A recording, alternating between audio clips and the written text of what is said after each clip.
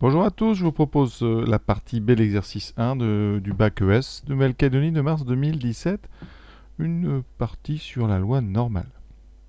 Alors il y a deux types de questions, celles qu'on peut faire sans calculatrice et celles qu'on ne peut pas faire sans la calculatrice. Alors celles qu'on peut faire sans la calculatrice, ce sont celles qui se réfèrent à la règle des 1, 2, 3 sigma.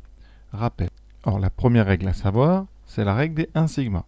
Quand x suit une loi normale de paramètres mu et sigma, eh bien, probabilité que x soit à mu entre mu moins lambda et mu plus lambda, eh bien, c'est 0,683, c'est-à-dire que vous avez 68,3% de chance de vous situer entre ces deux valeurs, c'est-à-dire d'être à un écart de 1 sigma par rapport à la moyenne. Graphiquement, ça vous donne une zone ici que j'ai assurée. La barre du milieu, c'est l'axe de symétrie, c'est en sigma, c'est la moyenne, et vous écartez d'un sigma de chaque côté, et par rapport à mu, donc votre moyenne, eh bien, vous aurez une zone ici qui couvre 68% de toute la zone qui est située sous la courbe. Dans les exercices, ça veut dire que ici, avec mu égale 50 et sigma égale 3, vous devez vous attendre à trouver les nombres ici 50 plus 3, c'est-à-dire 53, et 50 moins 3, c'est-à-dire 47. Donc dès que vous trouvez des nombres 47 ou 53, c'est que vous pouvez vous référer à cette propriété des 68,3%. Or, c'est le cas de la première question. Vous voyez, on vous parle de 47 et 53. Ça fait donc référence à la loi des 1 sigma. Conséquence, la réponse de la question A, c'est 0,683. Donc, réponse A, la probabilité que x soit entre 47 et 53. Alors, si vous voulez rédiger, vous écrivez juste à côté, c'est P2, donc mu moins sigma inférieur x P de mu plus sigma, c'est donc égal à 68,3%. Vous avez bien remarqué, 50 moins 3, 50 plus 3. Alors, à la calculatrice, si vous ne voyez pas ça, vous pouvez quand même utiliser la machine et son menu distribution. Alors, sur une Texas, ça donne ceci. Vous allez donc dans le menu distribution qui est sous la touche variable et vous allez dans normal frep. Voilà. Vous indiquez la borne inférieure 47, ici 53 pour la borne supérieure, l'espérance et sigma. Vous n'avez plus qu'à entrer toutes les valeurs et vous n'avez plus qu'à valider. Ça donne, vous voyez, 0,682. Voilà, donc c'est bien 0,683. Sur la Casio, bien, vous allez dans le menu, donc ici statistiques. Voilà, dans ce menu, vous allez dans les distributions, puis dans loi normale et dans NCD, cumulatif. Et là, donc vous indiquez variable. Vous n'avez plus qu'à mettre lower, donc la borne basse, ici 47. Ensuite la upper, la borne haute. Sigma, donc là, sigma c'est 3. L'espérance, 50. Et vous n'avez plus qu'à valider. Et vous voyez qu'on indique 0,682,6, etc. Donc, voilà comment on pourrait faire cet exercice. Cette question, en tout cas, si vous utilisez la machine, bah dites-le. Comme ça, on sait d'où vous sortez ce résultat. Voilà pour la question 1A. Pour la question suivante, on va avoir besoin de la règle des 2 sigma. La règle des 2 sigma, quelle est-elle? Eh bien, la probabilité que x soit à une distance de 2 sigma de l'espérance, ici sur le schéma la zone orange, elle est de 95,4%, c'est-à-dire que c'est 0,954. Évidemment, c'est arrondi, ça fait beaucoup. Dans l'exercice, donc en général, essayez de voir ce que ça donne 2 sigma. Donc là, ici, si vous faites mu plus 2 sigma, vous obtiendrez donc mu plus 2 sigma, c'est égal à 56.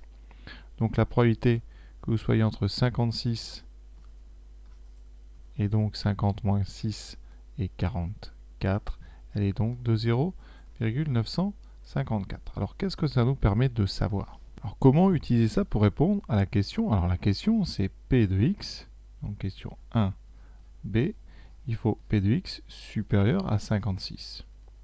Supérieur ou égal. Alors ici supérieur ou égal ou supérieur c'est pareil, c'est une loi continue.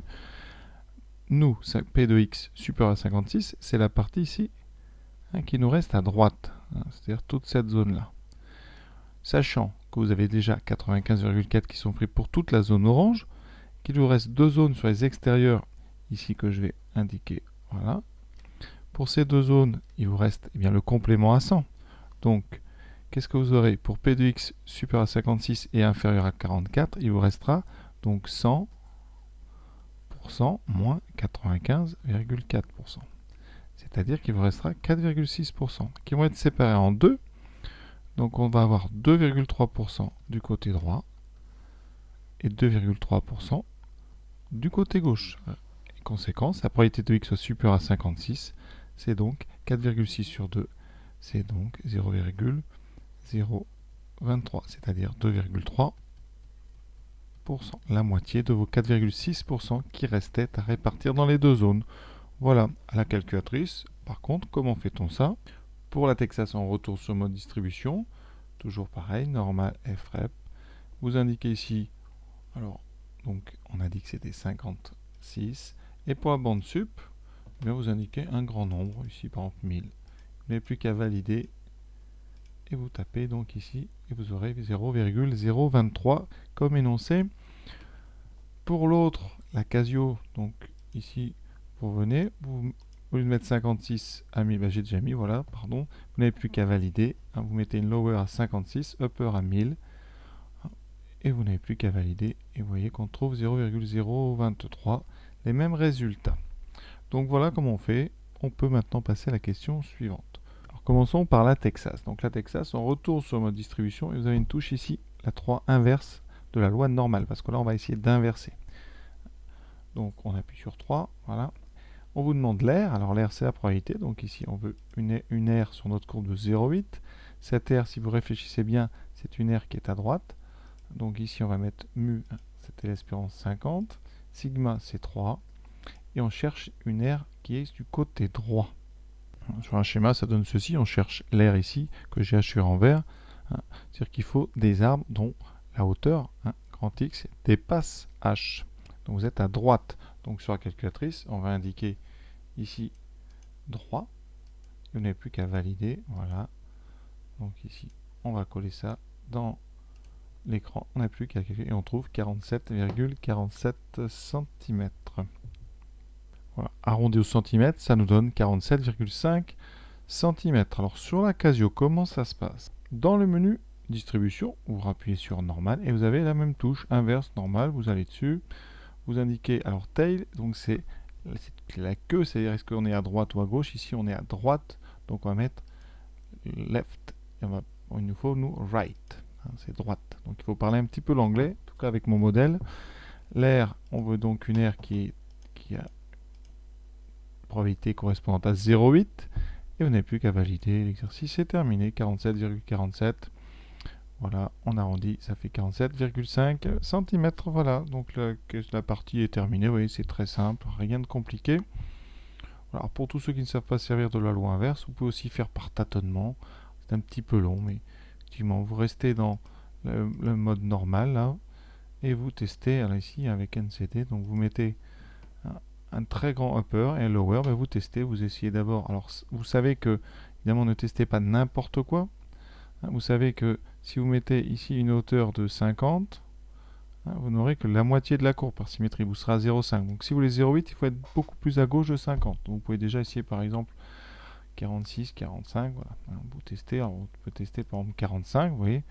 Qu'est-ce que ça va nous donner? Oh, pardon, on est à donc ici 0,84, on est beaucoup trop large, donc il faut diminuer notre R, donc il faut augmenter la taille ici, on va mettre 46, vous voyez à 46, vous êtes à 0,90, encore trop, on remonte encore, on va mettre 47,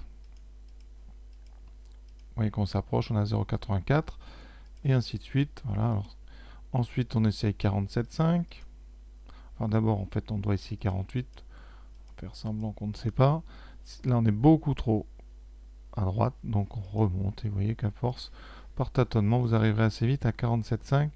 Ils ont mis la taille au milieu, donc là c'est pratique. Ça donne 0,79. On n'est pas exactement à 47,5, mais vous n'aurez pas mieux. Si vous mettez 47,6, vous voyez, vous serez trop. Voilà, aussi, je n'ai pas mis 6. Voilà, 47,6. Vous voyez là, vous dépassez. Vous êtes surface ici trop à droite. Donc on a perdu un peu, donc c'est 47,5. Voilà, donc vous pouvez faire toutes les méthodes, l'important c'est d'avoir les résultats à la fin. Voilà pour cette vidéo. J'espère que vous irez voir la suite, en tout cas la partie C de cet exercice du bac ES. A bientôt.